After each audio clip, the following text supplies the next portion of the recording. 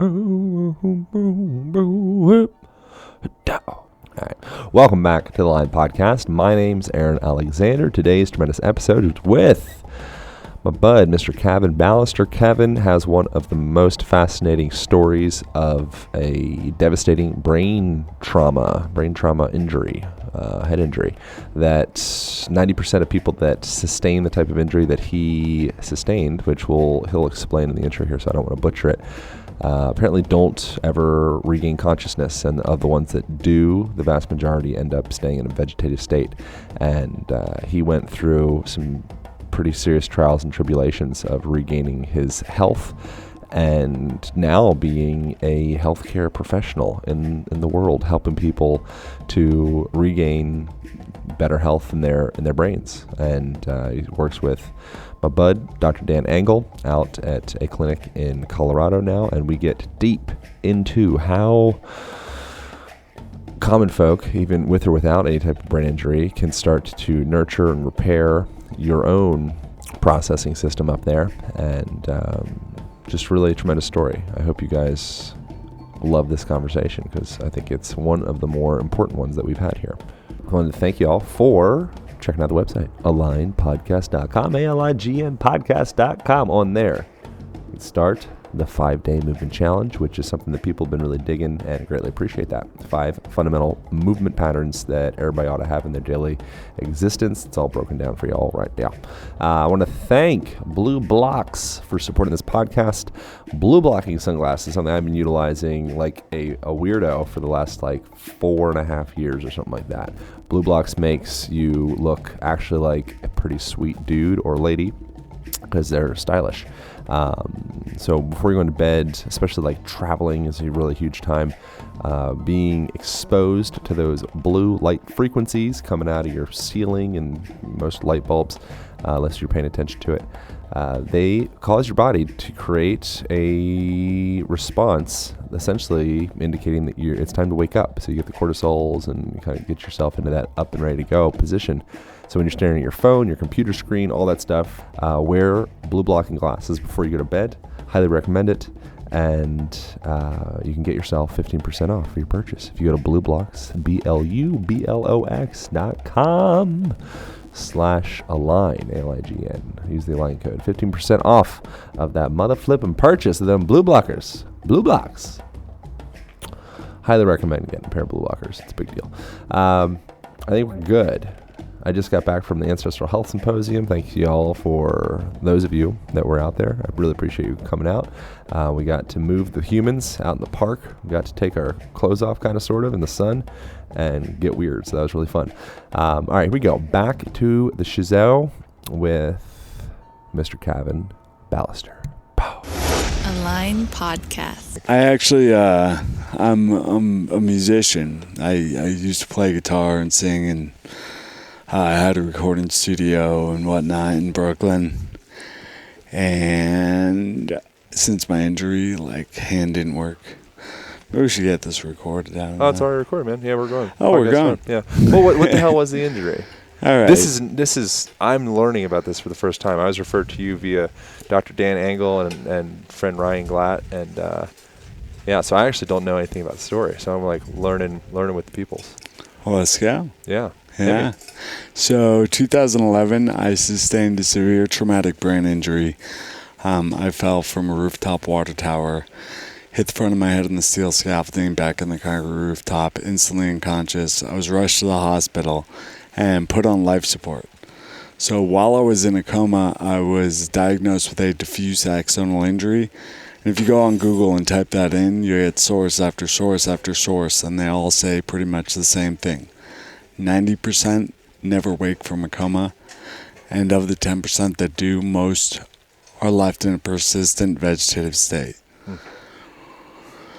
So I am very, very fortunate to be here and to be talking with you. I woke from the coma and I didn't eat, walk, or talk for months. My left hand was completely flexed inward like this. I was breathing through a tube. I was receiving nutrition through a tube. And, a lot went into my recovery. All sorts of things went into my recovery. But it was It was at one point I was steered towards a nutritional protocol. I was steered towards a functional neurologist, which was amazing, and he put me on basically a leaky gut protocol. Essentially, he did a blood test on me, and it showed that I had low protein levels, like certain amino acids were low. And I was like, Doc, that doesn't make sense. I eat meat with every meal. I have a protein shake every morning. What are you saying, eat more meat?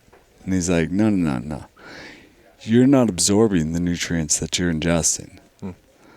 And started telling me about leaky gut. I don't know if your audience is familiar with leaky gut. Yeah, we mentioned like Terry Walls. We've had a lot of people. There you go. Lots of folks in this world. There you go. You can refer back to those episodes. Totally. Yeah. So essentially he put me on a leaky gut protocol, which allowed the nutrients that I was ingesting to actually get to my brain. And I began to regain clarity. And I was like, whoa, there's really something to nutrition, And so I used that regain clarity, and I dove into study to find out what the hell happened to me. And then at the same time, why did nutrition make such a big difference, and what could I do to optimize my recovery? So I went in to see my functional neurologist, Dr. Thomas Colleton, who's awesome. But I was like, all right, Doc. So he said, you want to give your brain the best shot at recovery. You want to create the best environment for your brain. I'm like, yeah, totally. All right. So what do I eat? And he's like, well, don't eat this, and don't eat this, and don't eat this. And I was like, cool. What do I eat? And he's like, just don't eat those, and you'll be all right. And I was like, okay. So more studying, right? Did a bunch of research to find what are the nutrients that power the cells of my brain, the neurons and the glia of my brain. I wanna figure out what to eat for optimal brain function. And what were the things to not eat? Not eat wheat and gluten, and then milk. So pasteurized or raw or both? Both. Okay. Raw for sure. That's like raw was off the list. It was at first, definitely. Okay. I mean, it was like, we need to heal your digestion, and those are very, very, very common inflammatories. Additionally, they stimulate opiate receptors in the brain, which makes them extremely addictive. So it's not easy to give up gluten or dairy, because you got glutamorphines and casomorphines, which bind opiate receptors in your brain. And would give you temporary pain relief. They do, yeah.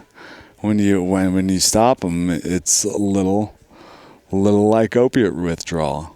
Wow. Yeah, but it's amazing what happens when you do so, because Alessio Fasano, a celiac researcher, he wrote a paper and basically said that no human is capable of effectively digesting gliadin, which is the water-soluble portion of wheat.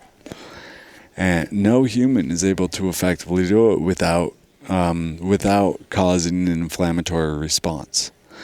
And when inflammation is present, inflammatory cytokines are sent to the area, and inflammatory cytokines are small enough to cross even a healthy blood-brain barrier. So we want to remove those things that could inflame the brain, inflame the gut, and then release cytokines that cross the blood-brain barrier, inflame the brain. When the brain's inflamed, communication with the digestive system is reduced, which makes the intestinal wall more permeable, which means more food particles get through undigested, which causes more of an immune response. And so it's this vicious cycle that just exacerbates itself. How many people are in that vicious cycle in like modern day to day? Everybody. Yeah. I mean, even I am at times, our digestion is permeable. It's going to allow some nutrients through, But when it's too permeable and it allows whole food particles, that's where we have trouble. And cleaning up the digestion is huge. I kind of doubt that your gut is permeable because you look super conscious and all over it. It's a lot of makeup. Oh, that's what it is. Botox, makeup. Little liposuction. Maybe I can to keep this bitch together. Start injecting like steroids. Whatever I need. Whatever. Yeah, if you got something, you got something? Yeah, what you got? What you got, man? Gluten, dairy, those were on the no-no list. What were those? Those are on ones? the no-no list. Also, excitotoxins like any artificial sweeteners. Yeah. Definitely out. And then, of course, trans fats, which everybody knows are no good. But seriously, they're no good. And I'm sorry, let me rephrase that. Artificial trans fats, because there are trans fats that are very beneficial that are found in ghee, for example. Like conjugated linoleic acid is a trans fat, but it's a really good trans fat that we actually get a lot of benefit from. So artificial trans fats. What is a trans fat too? Oh man. It's if that's out of your scope of like expertise. That's some fair. Some chemistry stuff. There's some deep chemistry there. But what do you do at the Revive Clinic? What's like your role? So working with them, we're partners as far as like bringing about the best outcome for clients on my side and on theirs. So we're working out a program to start doing post-care stuff. So I'm following up with clients after they go in, and this is so needed.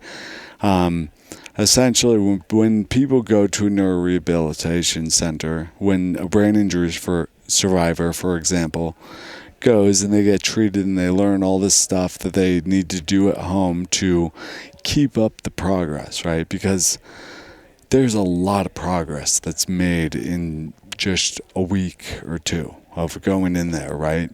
But then you need to continue to do what you can do to optimize your recovery, and many don't do it. What will people be going? What would a recovery program look like? And as far as like action for people that might not have gone through like a traumatic experience, right. But is there something that relates to, life can be pretty traumatic in general? Sure. I think. Yeah, absolutely. And I mean, when I'm talking about motivation and like following up with your exercise and like post-care in therapy, it goes for everybody, not just brain injury survivors, but it's very specific, like very tailored to that patient's particular brain. So, an example or an analogy that I use to describe what we're doing in general. Like I work with clients often while they have a loved one in a coma, and I see them through from comatose to waking, and I coach the loved ones on how to talk to the medical team in order to implement some of the research that is not in practice. It takes like 7 to 11 years for the research to reach clinical practice oftentimes. Yeah. And so I can coach loved ones, parents, wives, or husbands, to speak with the medical team in order to implement, for example, high-dose omega-3s after a brain injury, and high-dose N-acetylcysteine. And is that something that's found in like a food, or is that like you're getting a medication? That's a supplement. Okay. Yeah. I mean, it's the precursor to glutathione. Okay. Can you find it in a GNC, or is it Sure. Like standard typical? Yeah. Cool. Yeah. So some of they use that in super high doses for patients that are experiencing liver toxicity from an overdose of Tylenol. So I'm like, I want to recommend you take some N-acetylcysteine, and all of a sudden they're approved for 14 grams. And I'm like, that's a little excessive, but it's fine. Like, it's totally safe to do that. And that's the point of me saying that. It's super safe. Yeah. Yeah. Is that something that a person in, like, a standard person should be looking into, or is that like more specific recovery type supplement? I think, yeah, that's for, I'd say that's for recovery. Okay. Yeah. We don't want to, like, reduce inflammation all the time. I get the feeling that you do a lot of workout, bodybuilding, building those muscles up. And no. Yeah, whatever. Maybe not. All right. I do some stuff. My thing, I like I do a lot of, like, dance and, like, surf. Nice. And I like cold exposure and hot exposure, and kind of just trying to integrate movement into more aspects of life, and more effective movement. And that's kind of the whole thing is if you have the right education, then any moment, like right now as we're sitting here, it's like there's a lot of cool stuff happening. It's raining, so it's kind of cold, so we're kind of having to figure out how to auto-regulate that, right? And then we're also, right now, as I'm sitting on a rock, so I'm barefoot, so I'm technically grounded, right?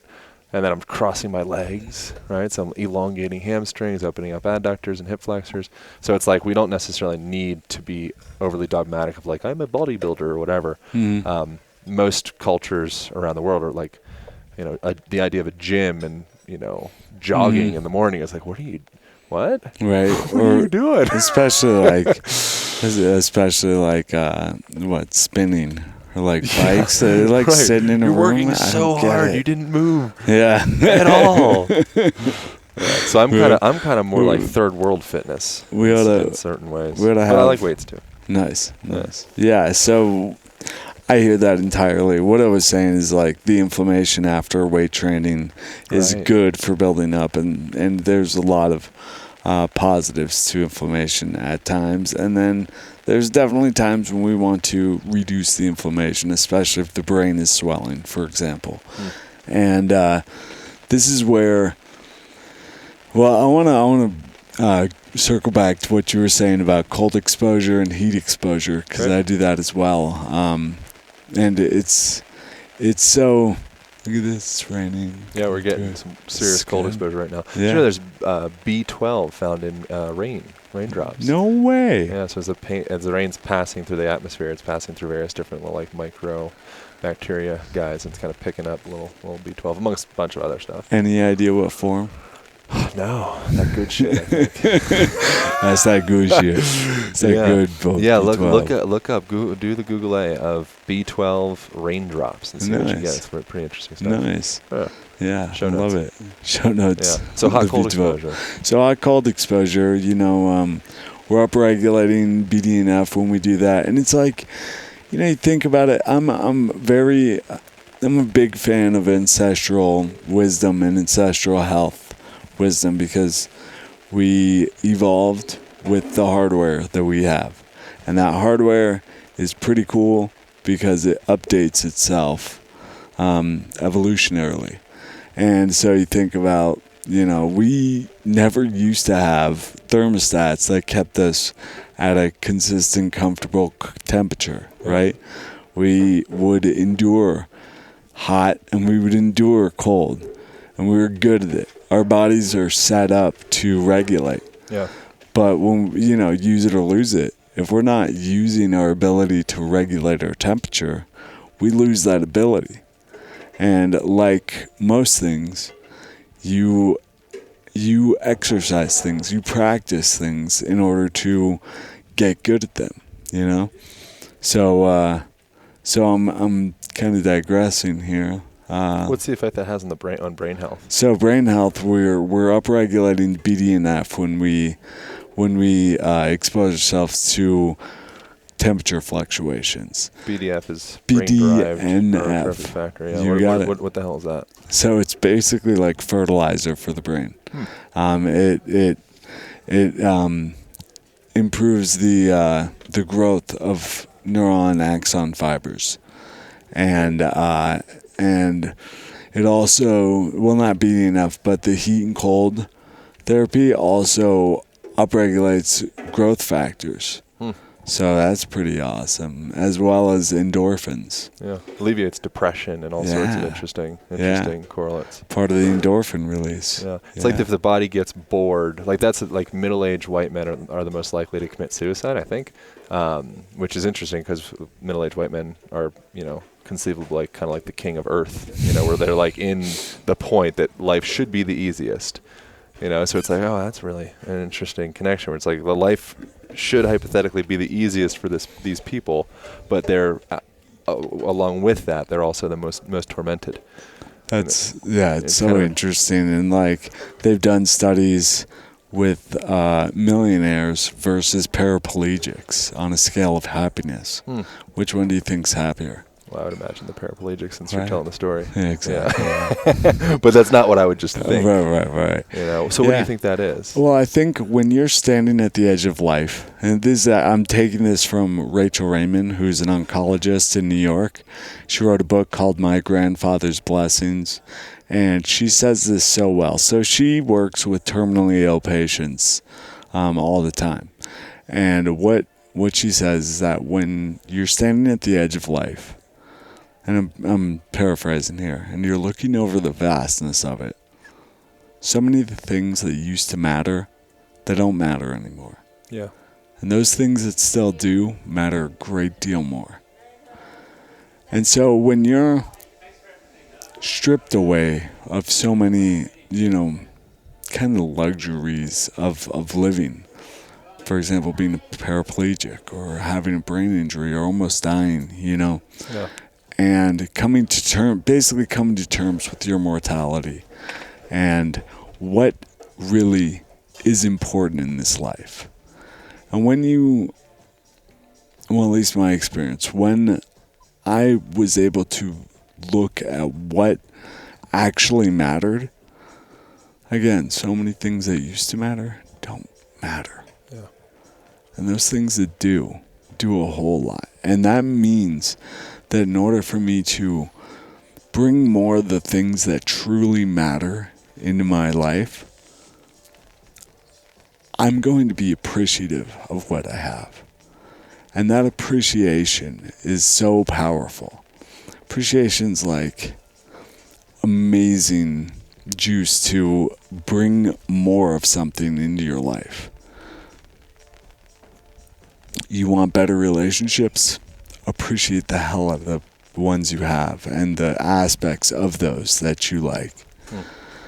Do you want more money? Appreciate what you have. Right. Show appreciation while still having a vision and desire for more, And this is how we are able to bring in the things that we want. And as a paraplegic, all right, maybe, we interviewed Jared Nieder on our podcast, the Adventures in Brain Injury podcast.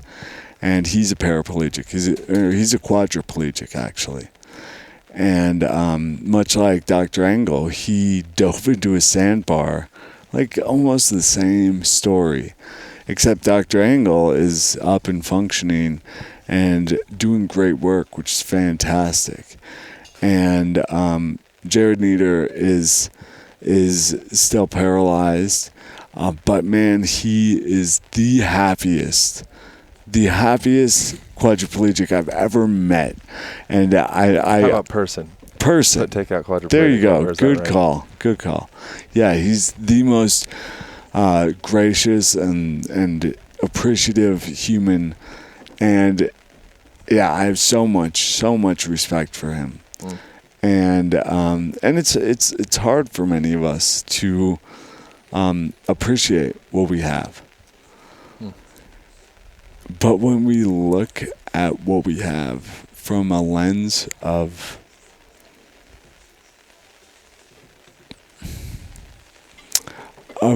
need-free appreciation,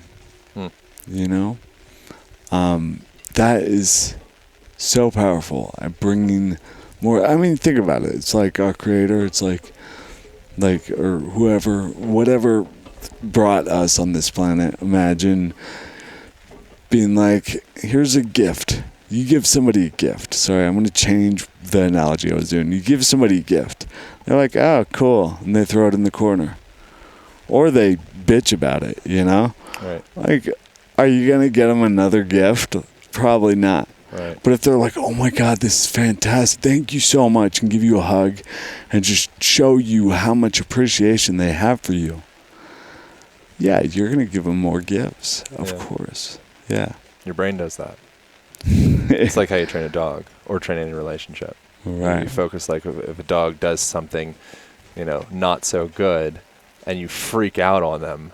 There's I was listening to is like, the dog doesn't speak. Oh man, I'm gonna get way lost in the weeds here. Let me work this thing out. You can work it out with me. But so emphasizing the things that the dog does well helps them to learn much better than just like beating them for doing the thing that they did wrong from your eyes, because usually they're not even actually going to realize what you're beating them for.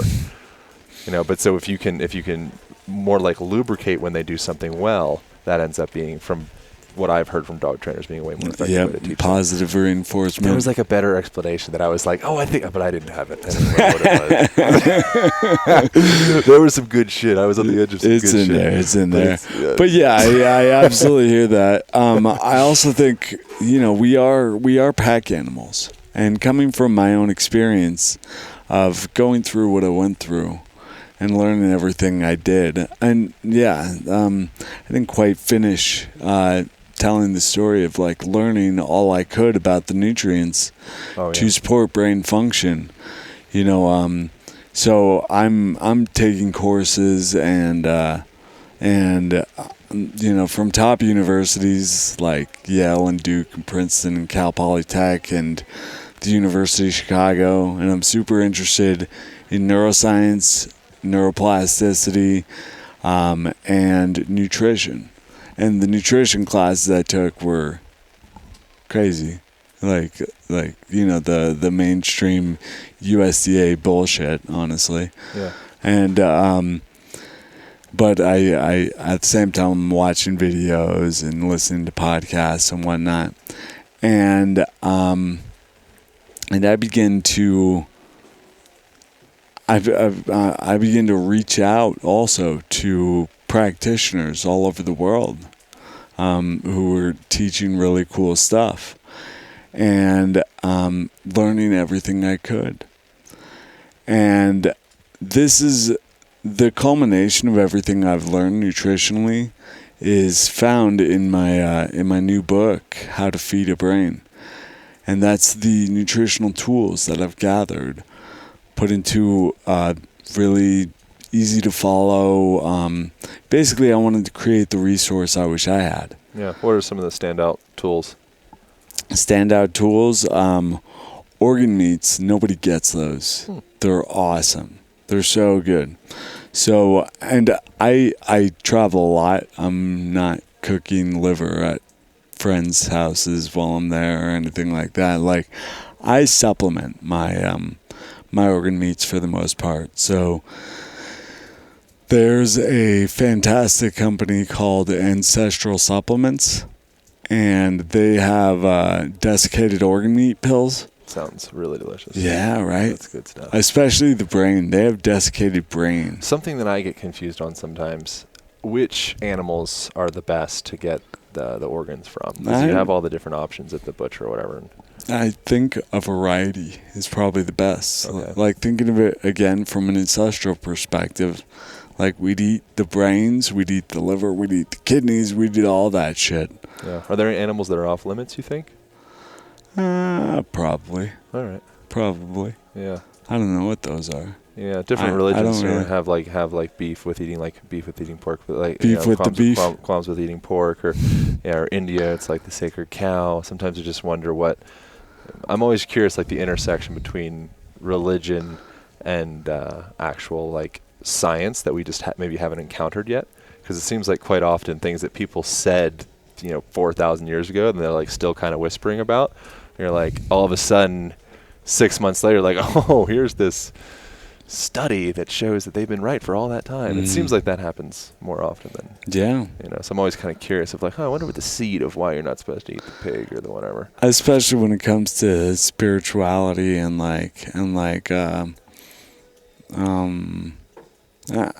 things that were once considered woo-woo, like we're suddenly uncovering scientific reasons why that's the case. For example, meditation, right? Like meditation, we used to look at it as pretty woo in the Western world. Right. And it's like, yeah, we can actually see the neuroplastic changes and the activity in the brain, which is fantastic, being able to see neuroscience come to life and bring about these, or lend credibility to all these modalities that didn't used to have it within the scientific community. What do we see in the brain with meditation? With meditation, we see the limbic system calm down, and we see the frontal lobes, as well as other areas in the brain, light up a bit more. Why is it relevant the limbic system calms down? And So what is the limbic system? The limbic system is our lizard brain, if you will. It's like our fight or flight kicks in there, as well as our rest and digest. But when it's firing up, then we are in a more heightened state, and more on guard state and stressed out state. So the limbic response is often like if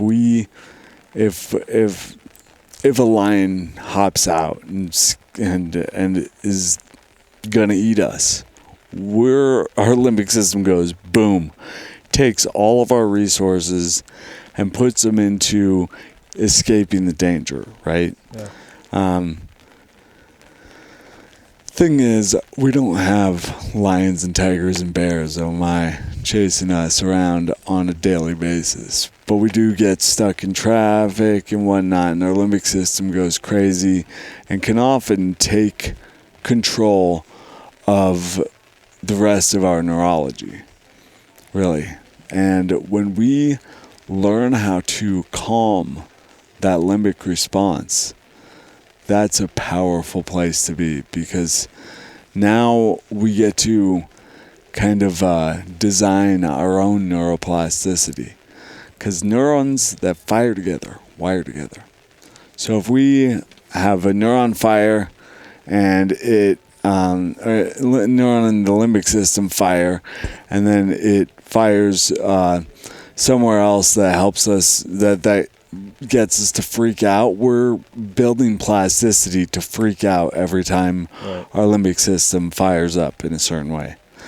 If we can train our limbic system to relax instead, so that or us to relax, so the limbic system fires and we decide to change our reaction to that stimuli, we reinforce a pathway of control.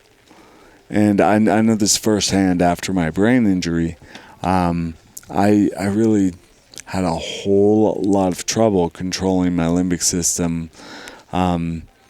If somebody said something that would push my buttons or piss me off in whatever way, I would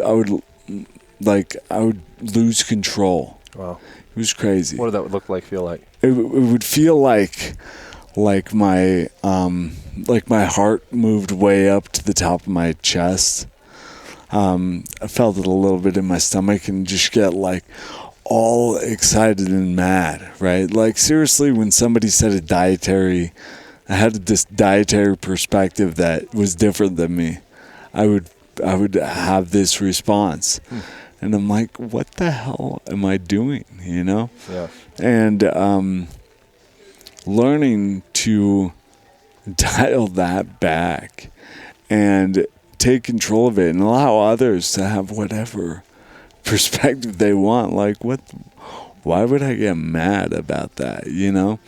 And it's just the limbic system would fire. And like I said, in the same way it would fire if there was something life-threatening chasing me. That's what happens. And it happens to all of us, not just me in that place. But then we can choose what we want to do with that. And so building the plasticity, basically by choosing to do different things, like when somebody said something that would push my buttons, that would get me angry, I'd take a deep breath and I'd relax and I'd do nothing, I just breathe it. And that builds the plasticity to relax when something like that happens. Repetition. Yeah, just like weightlifting. Yeah. Are there any other practices?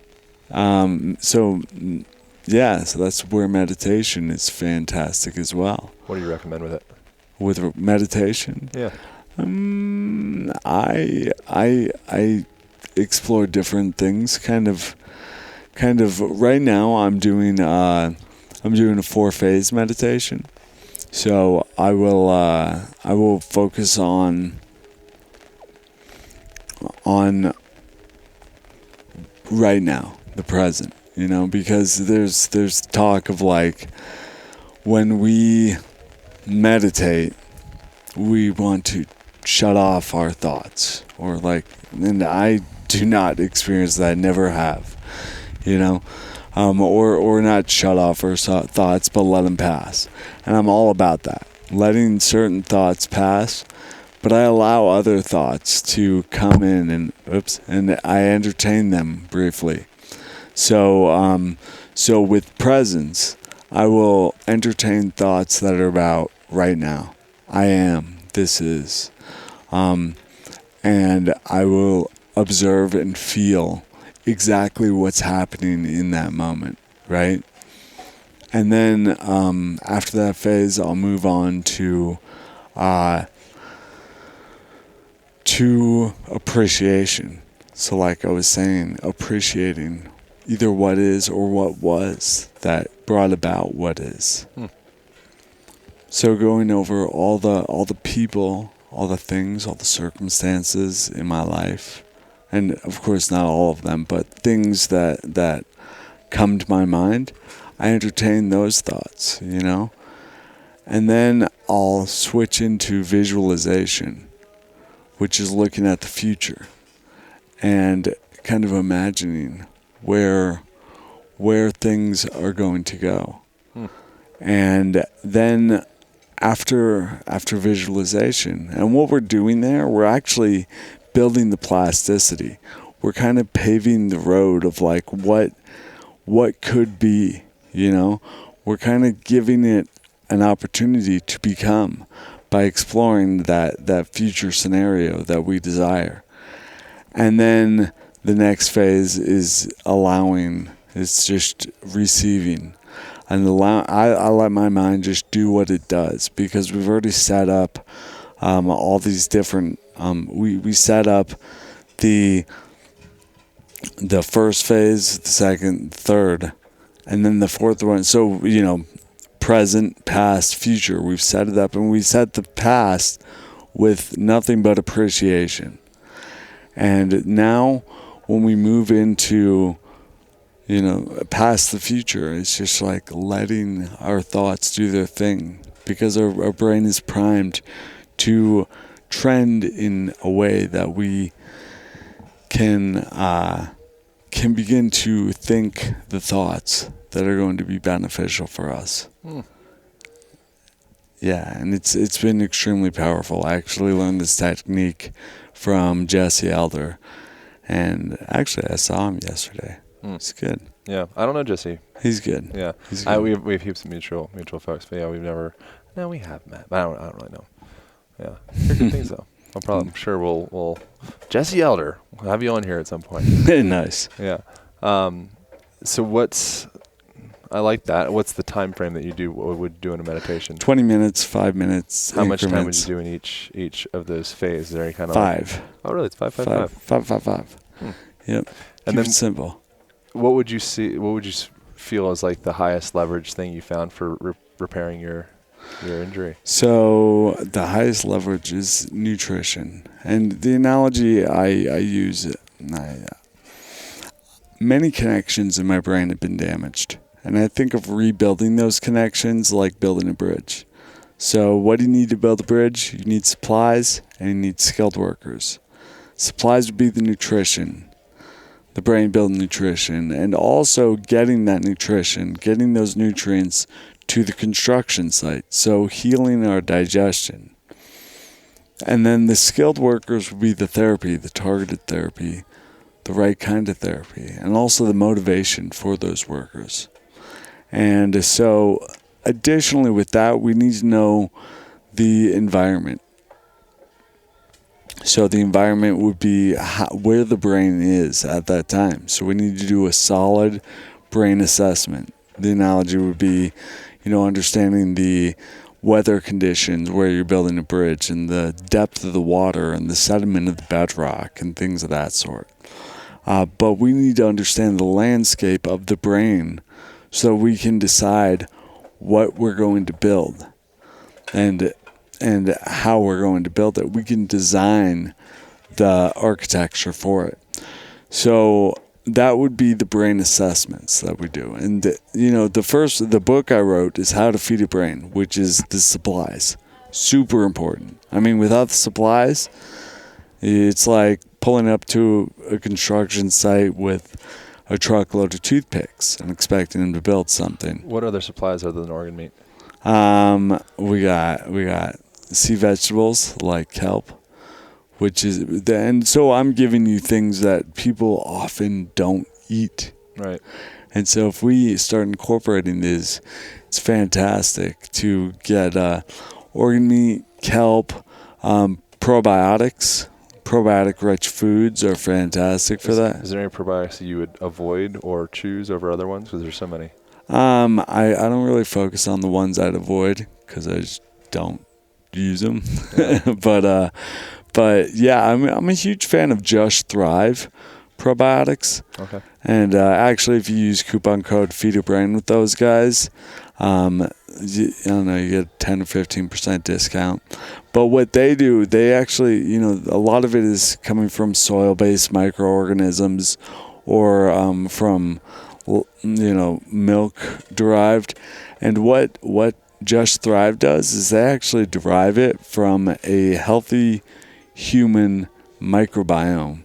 From in the 1940s or something, they've kept this thing going. And it's been shown in studies to just clean up leaky gut in 30 days. It's pretty amazing. Wow. Yeah. So those are, in fact, you can go to my website and I have a supplement handout there. So if you go to feedabrain.com, you'll find a supplement handout on there. Cool. But yeah, so we need supplies.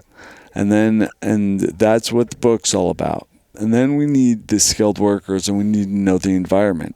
And this is what happens at Revive. We really pay attention to doing a quality neurological assessment to understand what's going on. So some of the tools we use is VNG, which is video nystagmography. It basically watches the eyes while you see different visual stimuli.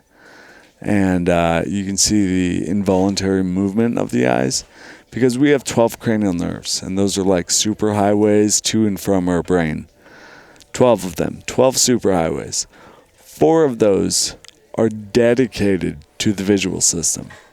That means 1/3 of our cranial nerves, they do nothing but our visual system.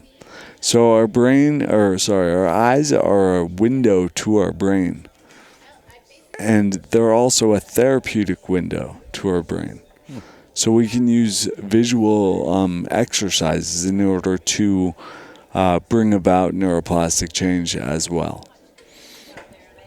But there are so many other tools that we can use to, again with the analogy, to build the bridge.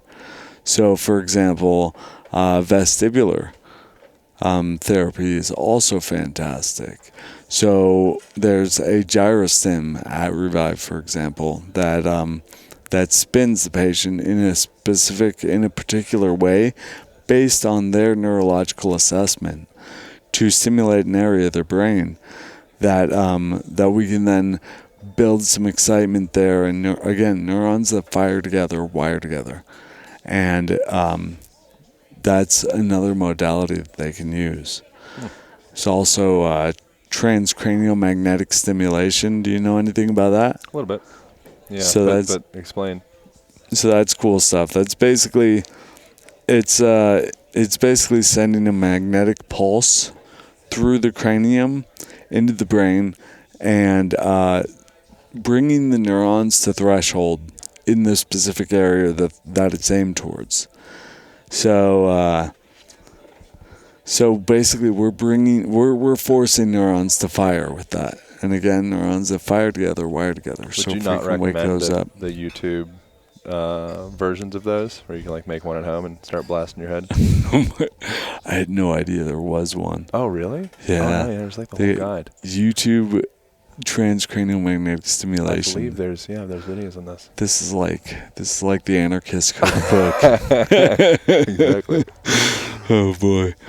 Wow. What are the techniques? I'd like to get into so food. What about movement? Is that something that's a part? Functional movement's so important. Yeah, absolutely. And I really appreciate as you're talking about functional movement. So yes, absolutely.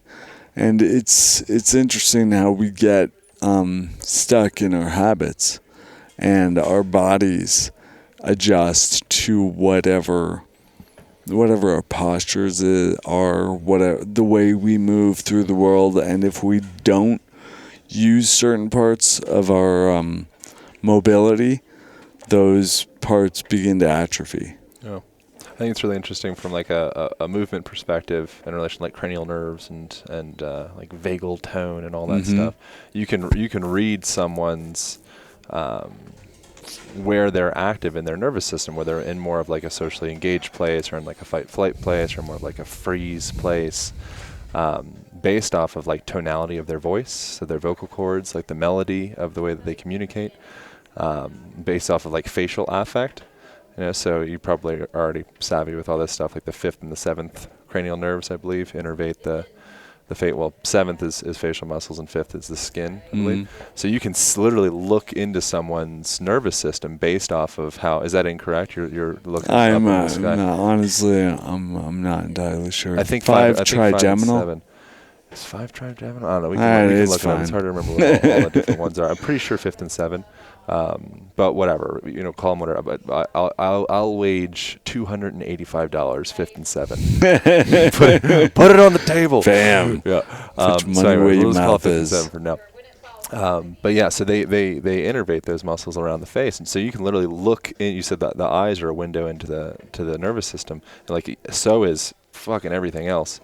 So you can really like that, for example, and just the way that someone communicates, the way that they hold themselves. That's the best. So is fucking everything else. Yeah, absolutely. Yeah, I mean, our brain is like our puppet master, But then at the same time, but it's also mastered by the body. The puppets talk to the brain. Yeah, exactly. I think they're equally masterful. Yeah, not to get all whatever, but I think that they really are like equal tension between each other. Yeah. So that people are all hot and bothered about like psychosomatic, but then there's a whole nother perspective of somato-psychic, I guess you could call it, but just hot and bothered about that. I'm hot and bothered about man, it's turning me on. But I think that's we come from that perspective more, where it's like a psychosomatic thing, where it starts out in the brain, then goes out in the body.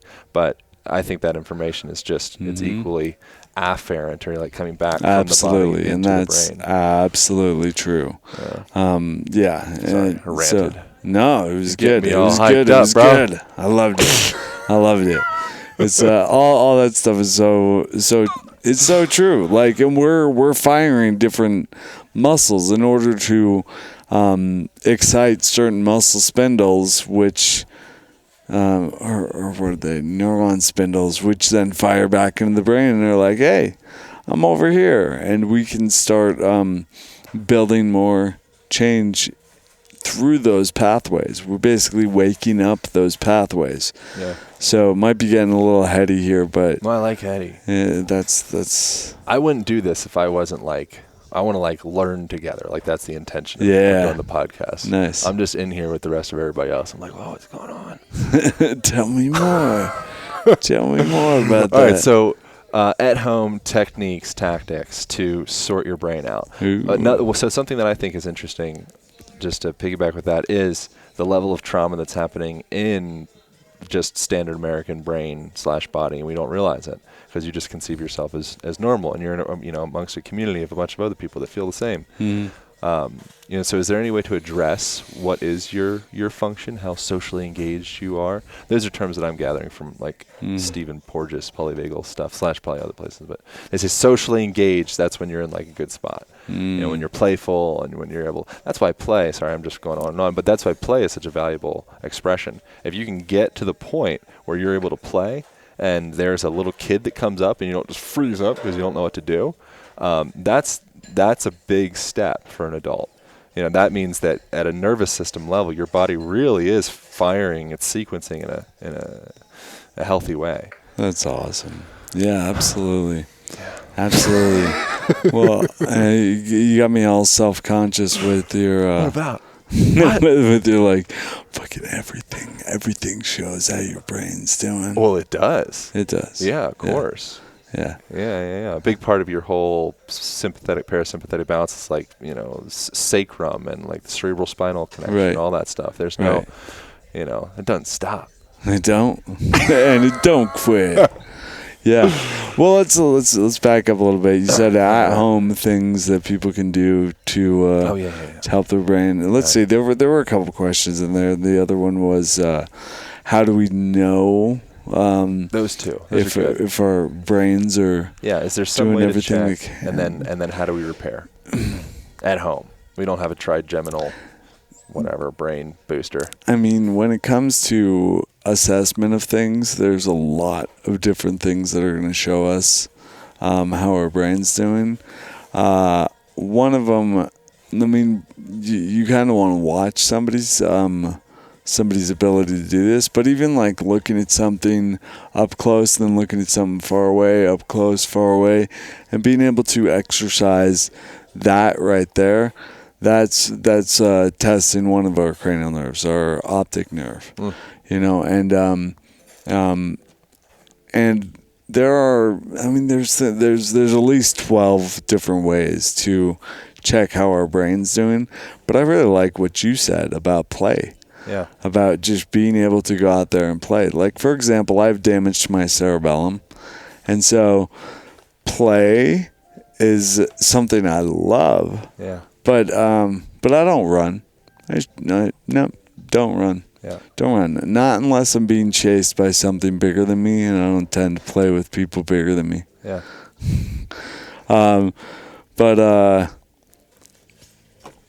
But yeah, I mean, so sports absolutely has a whole lot to do with our brain health. Yeah. Have you ever heard of there's a test you can do where you look at the pharyngeal arches. You look at like the space, so you look at the uvula, little doodle dropping down behind your throat there.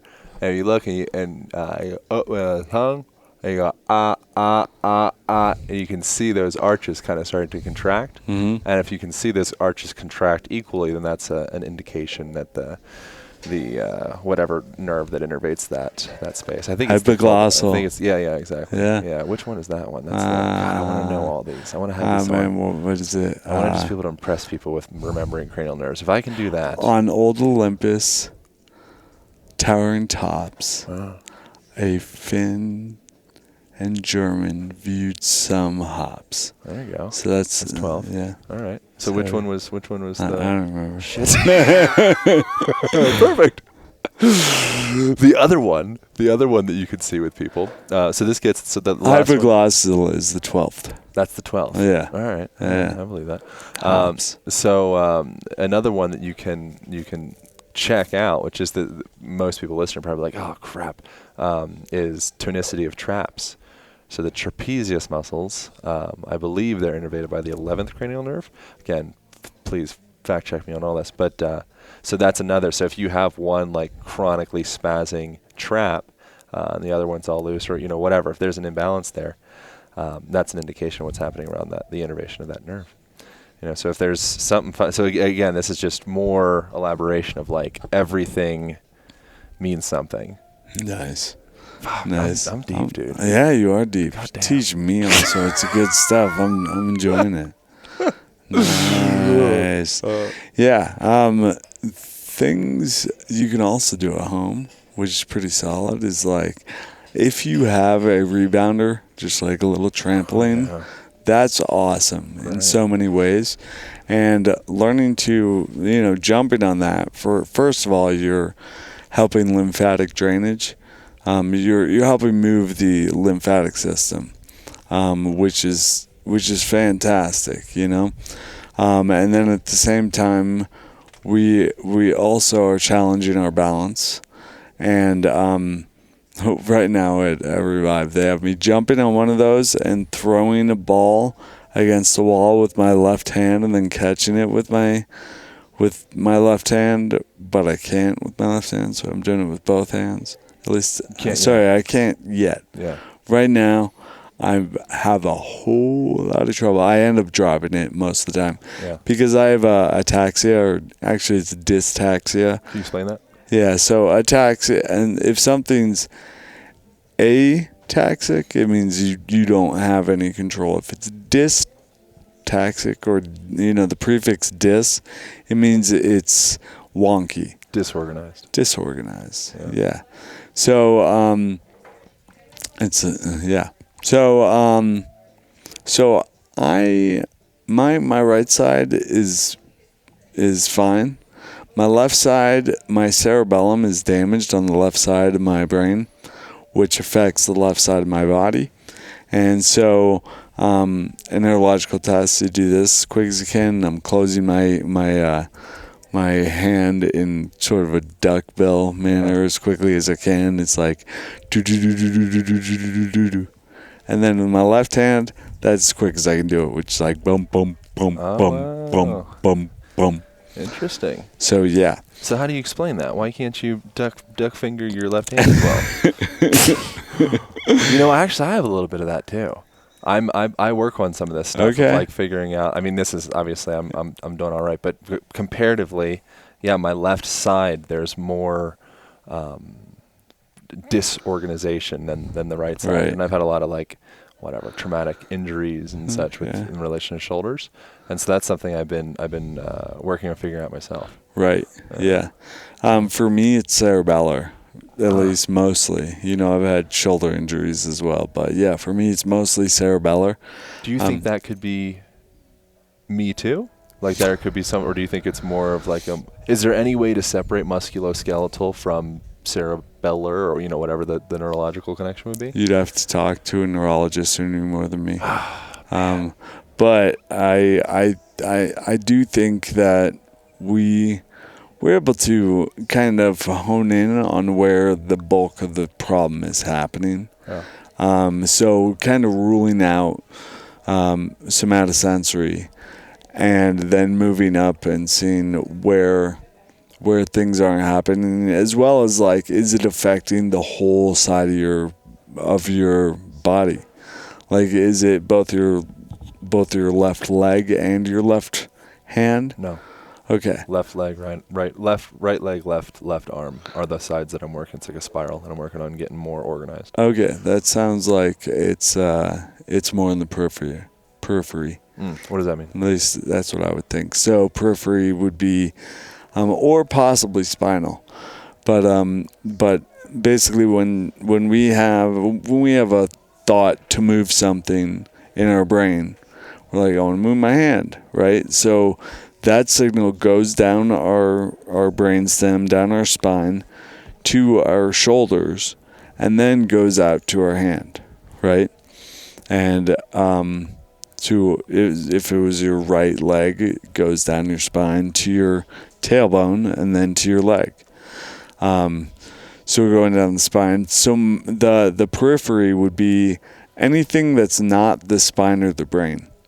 So that's why I say it could be the spine or it could be the periphery, because the brain controls one side of the body, or each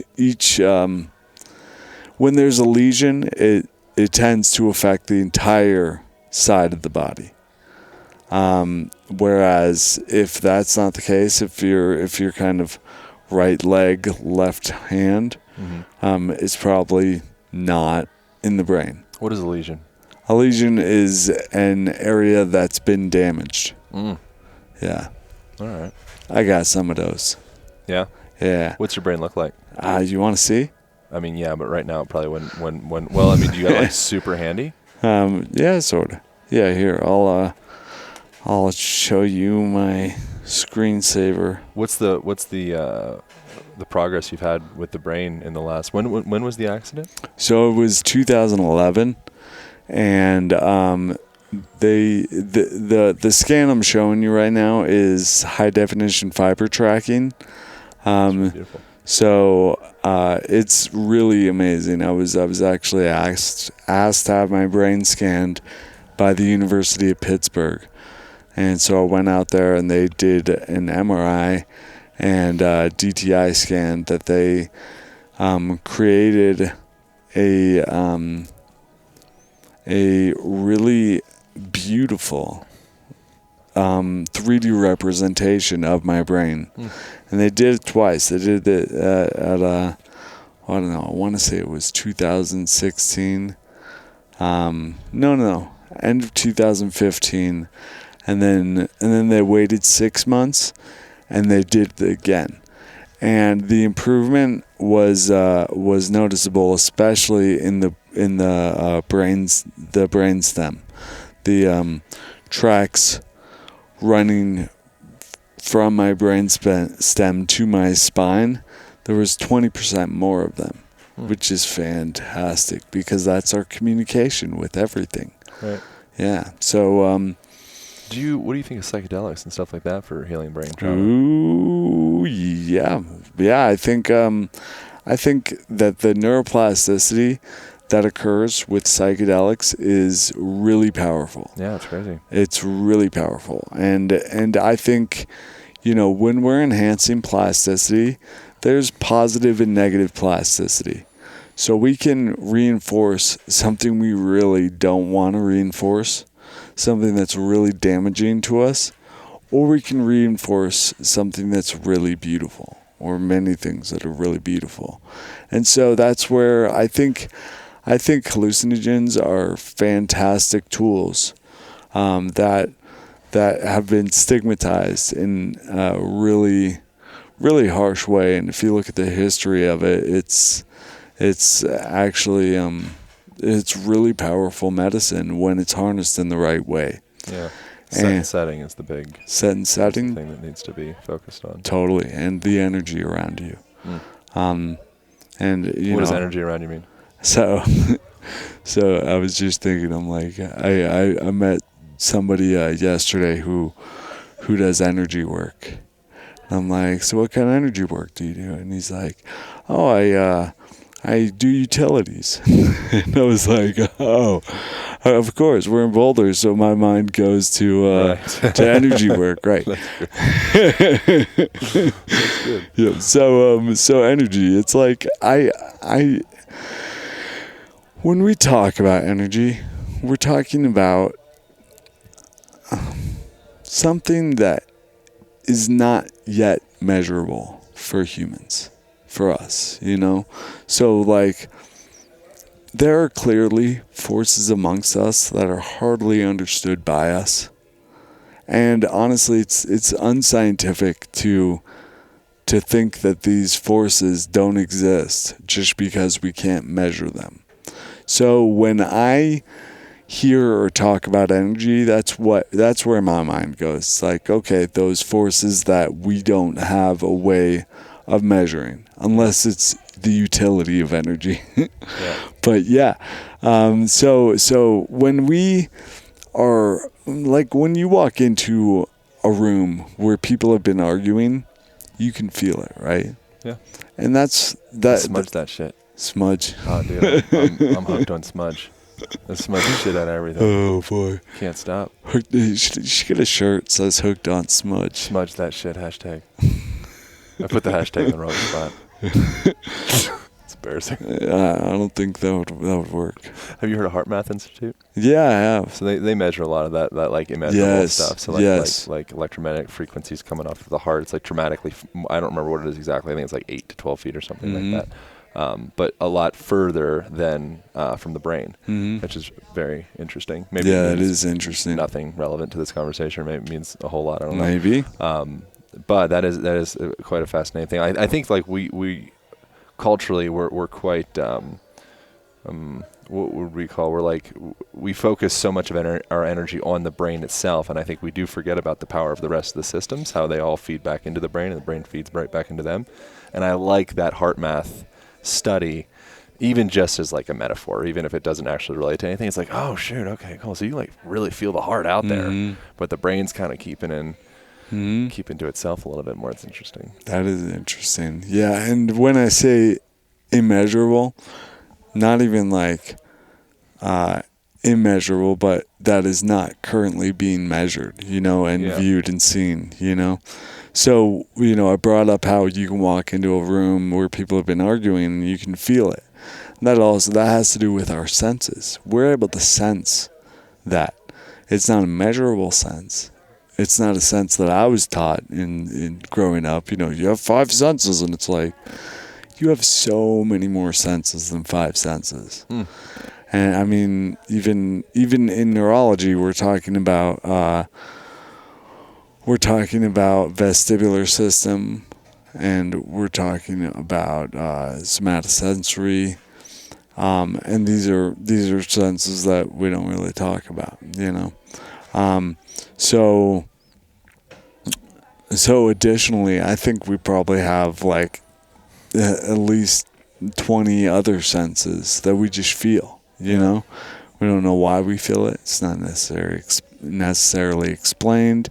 Some of us listen to what we feel, and some of us don't, It's been my experience that when I do, I have a better picture of what's happening around me, And that's what it is. We're painting a picture of what's happening based on our senses at all times. Right. Yeah. So I digress. I forget what the question was. Oh, we got to wrap this bitch up. We're already overtime. I gotta go. we got things we gotta do. How do people find more about your stuff in a book and the podcast? And all that stuff? Thanks. So you can find me on Feed a Brain on all the social medias. My book is called How to Feed a Brain: Nutrition for Optimal Brain Function and Repair. And my website is feedabrain.com.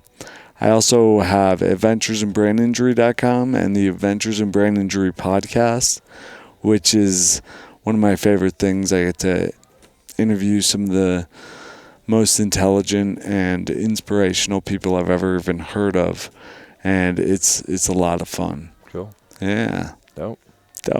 Thanks for doing this, man. Yo, thank you. Wrap it up. Bam.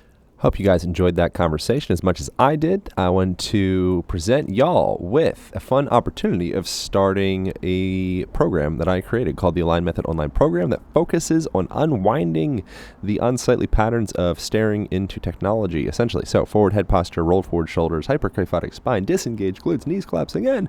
If there's collapse in any level in the body, it will trickle up and down through the rest of the system. And that program focuses on unwinding those things, giving you self-care practices, movement practices, and lifestyle adjustments, very subtle ones, that will give y'all more flexibility, more strength, more confidence, more energy, all the good things. And you can start the first week absolutely free, and just go to alignpodcast.com/Align Method, ALIGN method. Along with that guy, you will receive the Align band, which is a heavy-duty resistance band with a door anchor, and that also comes with its own online program that is free with that thing. Go to alignband.com and start that program for free. I think that's it. I so greatly appreciate you guys listening to this conversation. So greatly appreciate reviews on iTunes, sharing on the Instagrams or the Facebooks or wherever you do your shares.